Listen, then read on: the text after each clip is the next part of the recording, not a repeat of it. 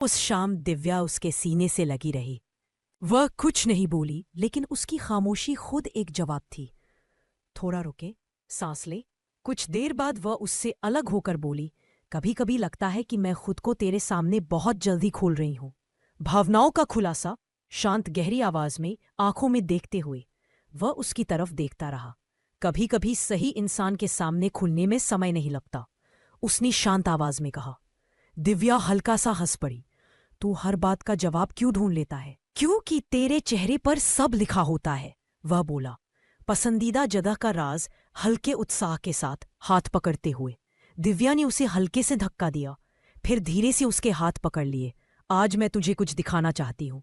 वह उसे पार्क के अंदर एक छोटी पगडंडी पर ले गई। पेड़ घने थे, आवाजें दूर थी, जगह शांत और थोड़ी अलग थी। भावुक होकर रुककर दिव्या रुक गई। ये मेरी पसंदीदा जगह है, वह बोली, जब मैं बहुत टूट जाती थी तो यहां आकर रोती थी। भरोसे की नींद। हैरानी और प्यार भरी आवाज में वह हैरान होकर बोला, तूने मुझे ये पहले क्यों नहीं बताया? दिव्या ने उसकी तरफ देखा। शायद मुझे डर था कि अगर तू जान गया कि मैं कितनी कमजोर रही हूं तो तू दूर हो जाएगा। वह उसके पास आया और उसकी उंगलियों को अपने में समेट लिया। दिव्या, तू जितना कमजोर दिखती है उससे कहीं ज्यादा मजबूत है, और मैं भागने वाला नहीं हूं। अंतिम पल। मुस्कुराते हुए, गर्मजोशी से दिव्या की आंखें हल्की चमकने लगीं। क्या तू सच में सोचता है कि मैं मजबूत हूं? वह मुस्कुराया।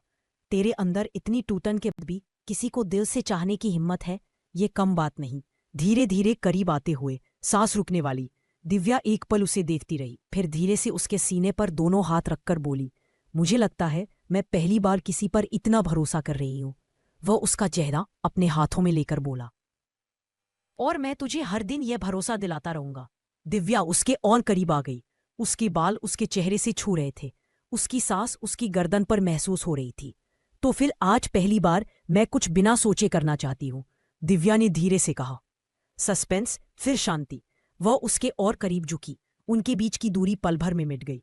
पल न तेज था न जल्दबाजी वाला, बस दिल की जरूरत था। उसके बाद दोनों चुप रहे, लेकिन उस चुप्पी में एक साफ बात छुपी थी। अब यह रिश्ता किसी डर पर नहीं बल्कि भरोसे पर बन रहा था। उसकी रात के बाद दोनों के बीच एक नई समझ पैदा हुई थी। शब्दों कम थे, पर एहसास पहले से कहीं ज्यादा साफ थे। अगली दिन दिव्या ने उसे मिलने बुलाया। वो एक पुराने पुल के पास खड़ी थी। हल्की हवा चल रही थी और उसके चेहरे पर एक अजीब सी नरमी थी। वो उसके पास पहुंचा तो दिव्या ने बिना कुछ कहे उसका हाथ पकड़ लिया। आज मैं तुझे कुछ बताना चाहती हूँ, वो बोली। उसने उसकी आंखों में देखा। क्या हुआ? दिव्या ने धीरे से कहा, मैं हमेशा लोगों पर भरोसा करते करते टूटी हूं, और जब मैं तुझसे जुड़ने लगी तो डर भी लगा कि कहीं वही गलती ना दोहराऊं। वो शांत रहा, उसकी बात पूरी सुनने के लिए।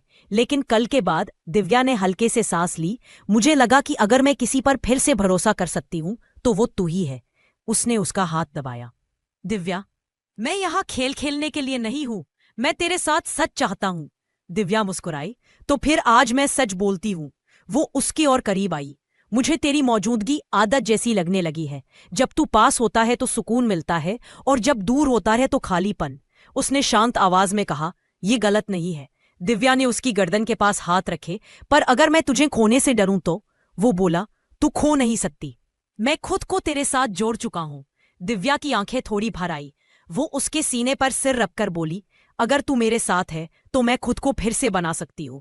उसने अपनी उंगलियां उसके बालों में फेरते हुए कहा, और मैं यही चाहता हूं। तू टूटे नहीं, तू खिले। दिव्या ने धीरे से उसकी शर्ट पकड़ी। और अगर मैं एक दिन तेरे बिना रह ना सकूं, वो उसके माथे को छुक कर बोला, तब मैं तेरे पास रहूंगा। हम दोनों अकेले नहीं होंगे। दिव्या ने उसे हल्के से गले लगाया। ये गले लगना अलग था, इसमें डर कम, भरोसा ज्यादा था। उस पल दोनों को समझ आ गया कि अब ये सिर्फ पसंद नहीं रही, ये रिश्ता धीरे धीरे प्यार बन रहा था। और इस बार दोनों ही तैयार थे उसे संभालने के लिए। कहानी खत्म। ये इमोशनल